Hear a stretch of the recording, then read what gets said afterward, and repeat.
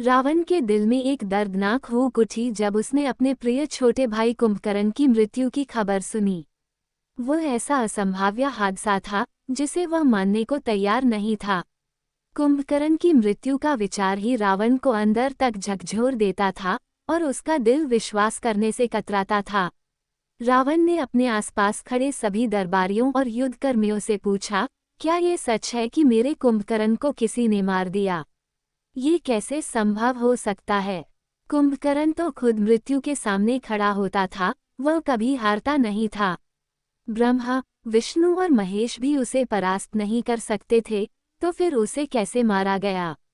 रावण के शब्दों में अजीब सी व्याकुलता थी, जैसे उसके भीतर किसी अपूरणीय क्षति का अनुभव हो रहा हो। कुंभकर्ण, जो उसका भाई था, उसका साथ था, अब उसके बिना वह अकेला महसूस कर रहा था। उसे ऐसा लग रहा था कि असुर जाति का नाश अब निश्चित हो गया है। रावण अपने छोटे भाई के बारे में सोचते हुए गहरे दुख में डूबा हुआ था और उसकी आंखों में आंसू थे, हालांकि वह उन्हें किसी को दिखाने की कोशिश करता। वह सोच रहा था कि यदि कुंभकर्ण जैसा अपराजित योद्धा भी मर सकता है, तो असुरों के लिए क्या उम्मीद बची है?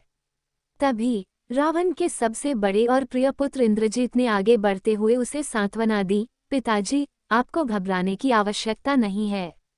केवल कुंभकर्ण की मृत्यु से असुर जाति का विनाश नहीं होगा। कृपया मुझे युद्ध में जाने की आज्ञा दें। मैं राम और लक्ष्मण के जीवन का अंत कर दूंगा और इस युद्ध को समाप्त कर दूंगा। इंद्रजीत की आवाज में दृढ़ता और विश्वास था, और वह जानता था कि उसके पास युद्ध में विजय पाने की ताकत है। वह अपने पिता को आश्वस्त करने की कोशिश कर रहा था कि असुर जाति के लिए अभी उम्मीद बाकी है। रावण के अन्य पुत्र भी एक एक करके उसके पास आए और उसे साहस और हिम्मत दी।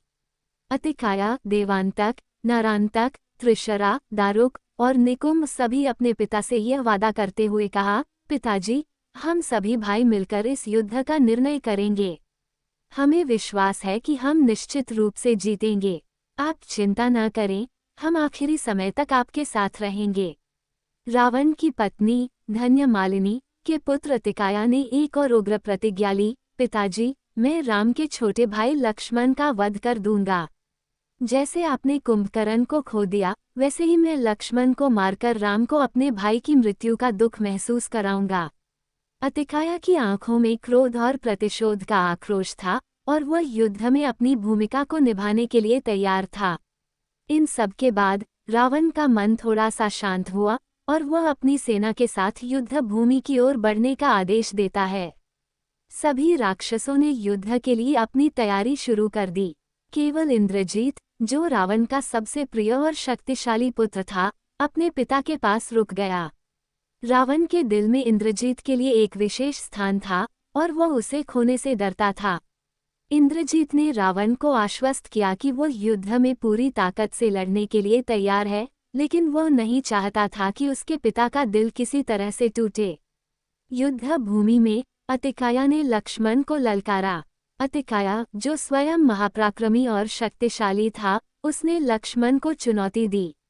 लक्ष्मण भी उसकी चुनौती स्वीकार करते हुए आगे बढ़े, लेकिन तभी विभीषण ने उन्हें चेतावनी दी, भैया लक्ष्मण, अतिकाया अन्य योद्धाओं से कहीं अधिक शक्तिशाली है।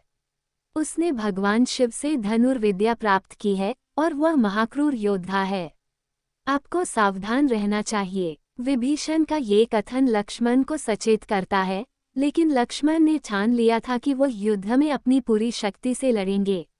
अतिकाया और लक्ष्मण के बीच युद्ध शुरू हो गया।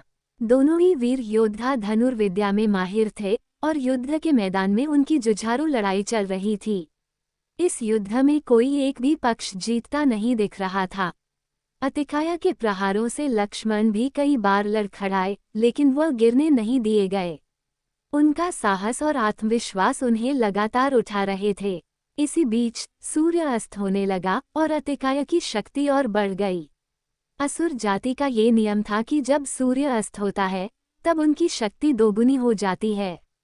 और अतिकाया ने इसका पूरा लाभ उठाते हुए अपने रथ को आकाश में उड़ा दिया, जिससे वह लक्ष्मण पर तीरों की बौछार करने लगा। ये देखकर महाबली हनुमान युद्ध भूमि में कूद पड़े और लक्ष्मण को अपने कंधों पर बैठा लिया। वो उन्हें आकाश में अतिकाया के समकक्ष ले गए ताकि लक्ष्मण के तीर अतिकाया तक पहुंच सकें। लेकिन फिर भी लक्ष्मण के तीरों का असर अतिकाया पर नहीं हो रहा था, क्योंकि वह आकाश में था। हनुमान भी उसे परास्त करने में असमर्थ थे। ये देखकर ब्रह्मदेव प्रकट होते हैं और लक्ष्मण को बताते हैं, हे लक्ष्मण, अतिकाया की मृत्यु केवल ब्रह्मास्त्र से संभव है। तुम ब्रह्मास्त्र का प्रयोग करो, तभी उसकी मृत्यु होगी। ये सुनकर लक्ष्मण ने ब्रह्मास्त्र का संधान किया और उसे अतिकाया पर चला दिया। ब्रह्मास्त्र अतिकाया को लगते ही वह आकाश से गिरता हुआ भूमि पर आ गिरा और उसकी मृत्यु हो गई। अतिकाया का वध होते ही रावण को अपने बेटे की मौत की खबर मिली। रावण का दिल ध्वस्त हो गया। वह शोक सागर में डूब गया, जैसे एक पिता को अपने बेटे की मृत्यु के बाद अंधकार में डूबने का एहसास हो। अतिकाया के वध के बाद रावण के अन्य पुत्रों के वध की भी घटनाएं हुईं। देवांतक, नरांतक, त्रिशरा, निकुंभ और सेनापति अकंपन सभी एक एक करके मारे गए। रावण के पुत्रों की मृत्यु ने उसे भीतर तक तोड़ दिया। रावण ने कभी नहीं सोचा था कि उसके खुद के पुत्र युद्ध भूमि पर मारे जाएंगे। एक के बाद एक, उसके बेटों की मौत के बाद रावण ने अपनी पूरी सेना को खो दिया था और वह युद्ध की दिशा में पूरी तरह से अकेला हो गया था।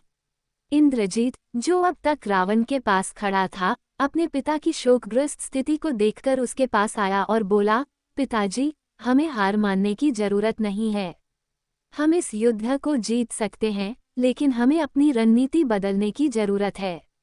रावण ने अपनी आंखों में आंसू भरकर अपने बेटे इंद्रजीत को देखा और फिर कहा, तुम सही कहते हो बेटा, हम हार नहीं मान सकते। हमारे सभी बेटों ने अपनी जान दी, लेकिन हमें इस युद्ध को समाप्त करना होगा। रावण के भीतर अब एक नया साहस जागृत हुआ। उसने अपने बेटे इंद्रजीत को आदेश दिया कि वह युद्ध में अपनी पूरी ताकत से भाग ले। रावण ने अपनी आखिरी उम्मीद के रूप में इंद्रजीत को देखा और यह जानता था कि यदि इंद्रजीत भी हार गए तो असुर जाति का अस्तित्व खतरे में होगा।